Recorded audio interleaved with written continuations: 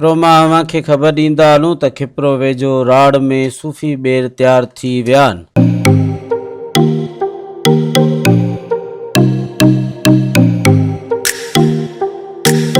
ॿेरनि खे फ्रूट बि चयो वञे थो, जेके खाइण में तमामु घणा बहितरीन आहिनि।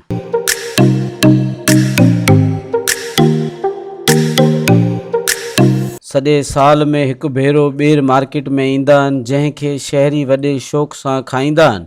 ॿेरनि खे वणनि खां पटे कटनि में गॾु करे पोइ ॿेरनि खे छाटी कयो वेंदो आहे। छाटी थियण खां पोइ इन खे मुख़्तलिफ़ क़िस्मनि जे हिसाब सां मार्केट में विकिरो कयो वेंदो आहे। इन मौके ते ॿेरनि जे वापारियुनि जो अवामी न्यूज़ सां ॻाल्हाईंदे चवणु हो त ये बेर जो होता है ना, मोटा मोटा बेर तोड़ के लेके आते हैं, फिर इसको छांटी करके साफ़ सुथरा लाल अलग निकालते हैं, अच्छा वैरायटी 2 नंबर अलग निकालते हैं और 1 नंबर अलग निकाल के वैरायटी बना के इसको लाहौर भेजते हैं मंडी में। बेरों के तकरीबन 4-5 किस्म हैं। एक सूफ़ी है, एक हाजी है, एक जो छोटा होता है बेर वो देसी बेर बोलते हैं उसको, एक गोला है, एक अछड़ी है।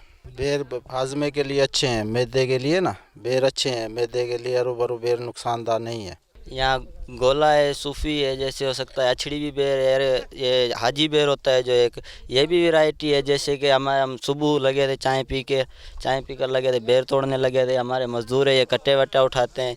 जैसे कि हमारे मज़दूर आए हैं हमारे साथ, हमने ठिका लिया है, इनों की देखभाल हम करते हैं। जैसा कि XYZ इनों का खाना पीना, जैसे वैरायटी कट्टे उठाते हैं, हर चीज़ है, हमें से कट्टे भरते हैं। इस हवाले से ये है कि अल्लाह ना करे ऐसा हो तो हम इन्हों को हर चीज़ एट टाइम देते हैं। इन्हों को हर चीज़, जैसे खाना हो गया, दवा वगैरह XYZ, जैसे कोई चोट वगैरह लग जाती है एट टाइम हम लेके भी जाते हैं इन्हों को। असां चवंदा पहिरियां ॿेर तयारु थिए थो, जेको माना तयारु थियल ॿेर उहो पर लेबर पटींदो, उन खां पोइ वरी उन खे छाटी कंदा आहियूं असां।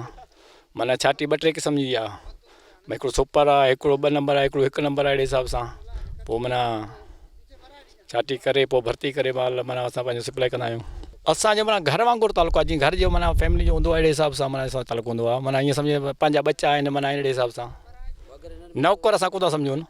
फस्ट क्लास माना सेठ आहिनि, असां ऐं मुंशी आहियां, सेठ आहिनि। माना इलाज जा को गोरी को वक़्तु पोइ हिते माना बिल्कुलु माना अस्पताल ताईं सेठनि जो ख़र्चु आहे। छाटी कंदा आहियूं, को सूफ़ी आहिनि, सूफ़ी बि थिए थो, गोलो बि थिए थो, इन छाटी थींदी आहे, अछड़ी आहे, इहे क़िस्म आहिनि ॿेरनि जा। ॿेर खाइण में मज़ेदार आहिनि, ॿेर शहरी शौक़ सां खाईंदा आहिनि।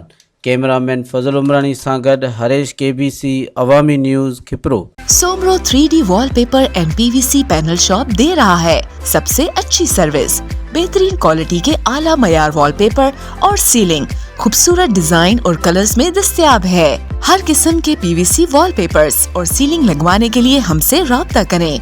हैदराबाद, कासिमाबाद, लतीफाबाद, जामशोरो, मीरपुर खास और सिंध के मुख्तलिफ शहरों में सर्विस मौजूद है। Soomro 3D wallpaper and PVC panel. राब्ता नंबर रंजन अली सोमरो 0333 370 2516, व्हाट्सएप 0333 370 7886। मज़ीद ख़बरनि ऐं तफ़सीलात लाइ विज़िट कयो असांजी वेबसाइट www.awamiNewsHD.com ऐं ॾिसंदा रहो अवामी न्यूज़ HD।